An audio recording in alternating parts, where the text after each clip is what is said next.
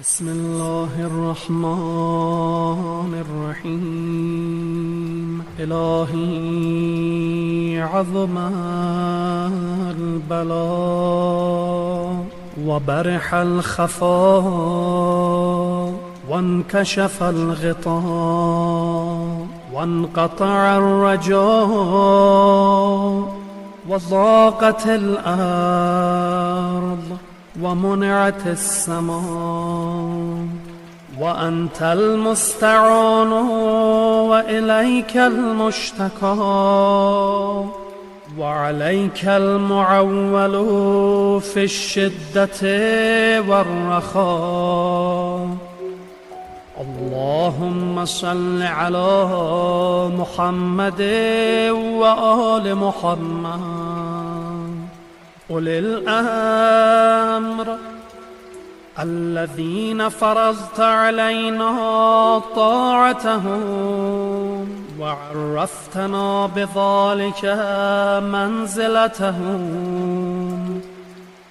ففرج عنا بحقهم فرجا عاجلا قريبا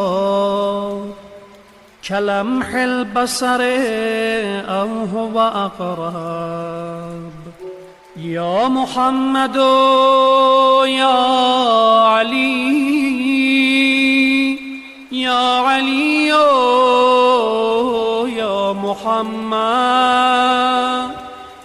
اكفياني فإنكما كافيان وانصراني فإنكما ناصران. يا مولانا يا صاحب الزمان الغوث الغوث الغوث أدركني أدركني أدركني. الساعة الساعة الساعة العجل